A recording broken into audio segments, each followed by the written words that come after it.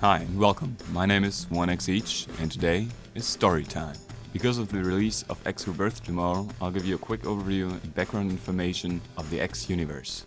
It's gonna be a broad overview of the state of the universe, not so much a detailed explanation of the plots of the other games, because I think that if you start with X Rebirth now, you don't really need to know the specifics of the story. I'd rather have an overview of how the universe is and came to be that way.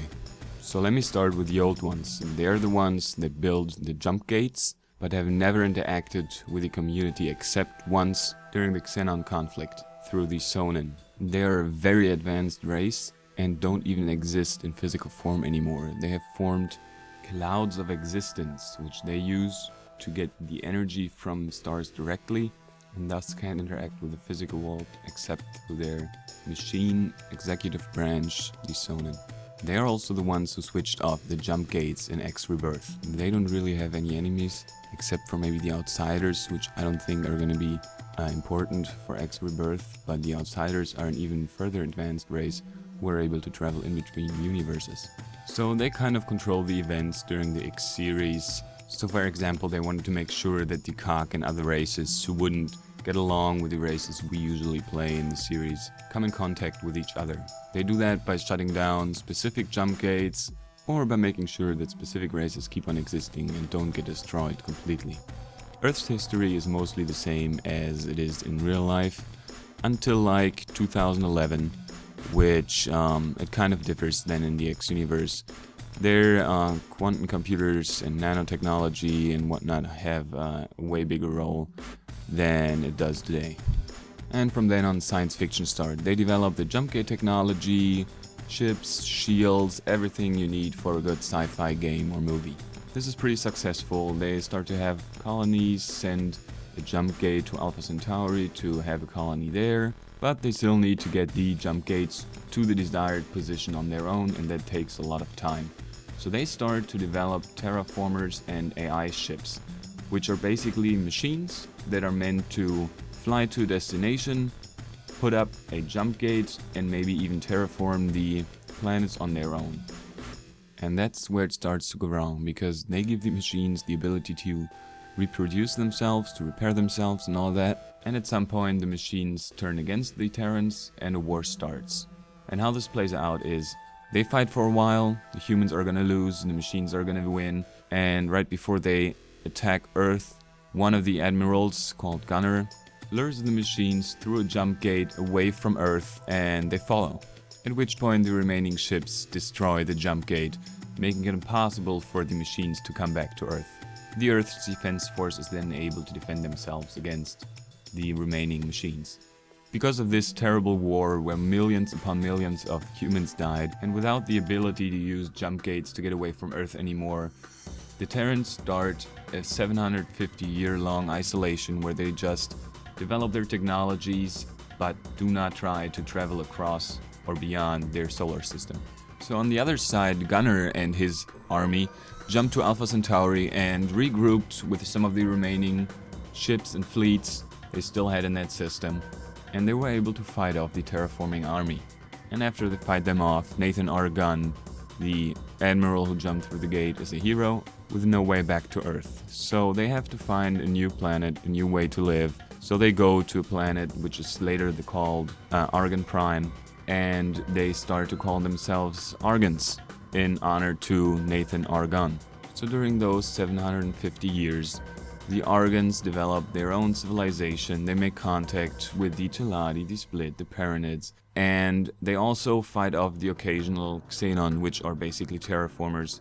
So of course, first contact and everything, there were squirrels and there were wars, and most notably the Split Boron War. But in the end, the Federation of Planets, which consists, as I said, of the Argons, the Split, the Teladi, and the Paranids, kind of found together. They use credits in the whole X universe. They use energy cells collected from suns and stars as an energy source. So stuff like that. You get what I mean. There's tension, but they still get along.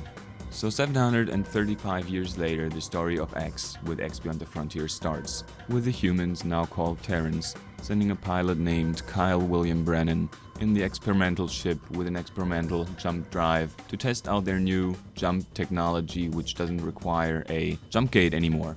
So of course, what else is gonna happen? He is stranded in the X universe. So at some point he gets in contact with the Argons, who he has a hard time convincing that he's actually from Earth, because the Argons tried to forget everything about Earth since they had been stranded in this part of the galaxy with no way back to Earth 750 years ago. But after you do, you work together with Bandana, the head of the Argon Secret Service, to fight the impending Xenon threat with their super weapon. So of course you win, but before you destroy the Xenon completely, the Sonin, which again are the race that the old ones control, stop you from doing so and tell you that you should not destroy them completely because they might be important later on.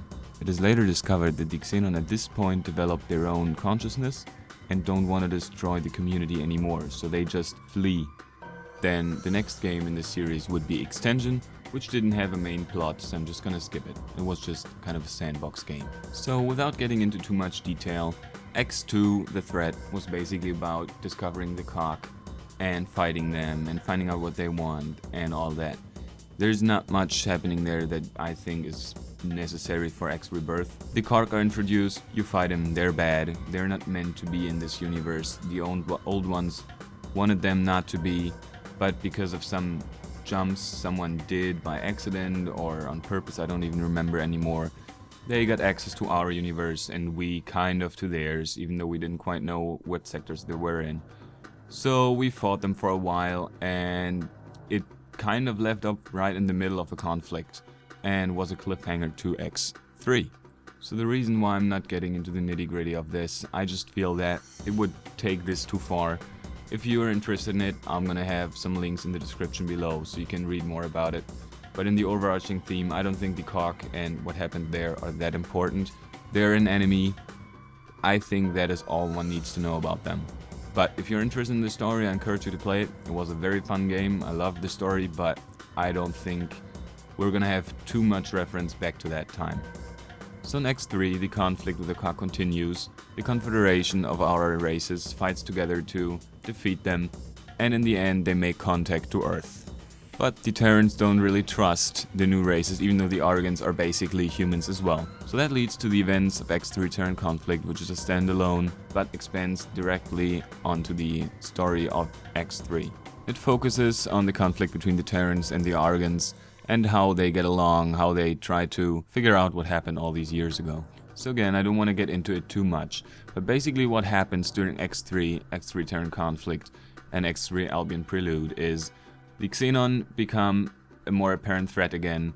The Terrans and the Argons reconnect kind of, they know each other, a war starts between them in X Albion Prelude.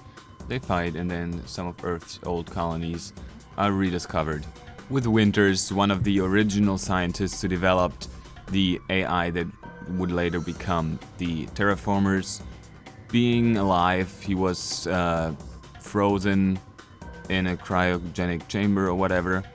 And then the conflict starts again. He's on a CPU ship of the Xenon, and then Terrans attack him, then the Xenon come to defend him, and he escapes again. So it's all going on around the Xenon, who are becoming more and more a threat again to the universe, which, as far as I understand it, is where X Rebirth is gonna start. The old ones disconnected the jump gates to prevent the Xenon from spreading.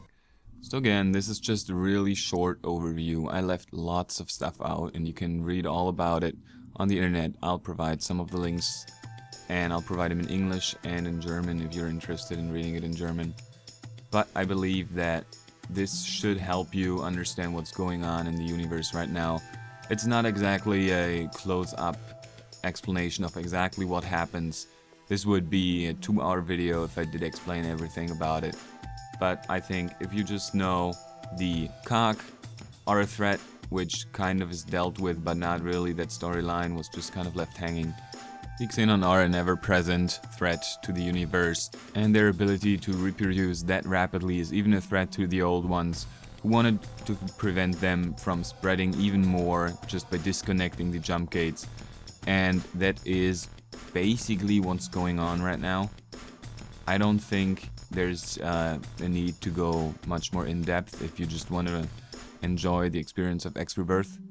But I could be wrong, and if I am, I will make another video and explain everything that is necessary for you to know when you want to start X Rebirth. So anyways, I think that's it. I think I've explained enough for you to understand what's going on in X Rebirth. And I guess thank you for watching, and I'll see you next time. Or maybe if I can get around to making a video tomorrow, I will give you the first X Rebirth video tomorrow. Tomorrow's the release, and if I can get myself to not play for a little while, I'll upload a video. So really, that's it now. Thank you for watching again, and bye-bye.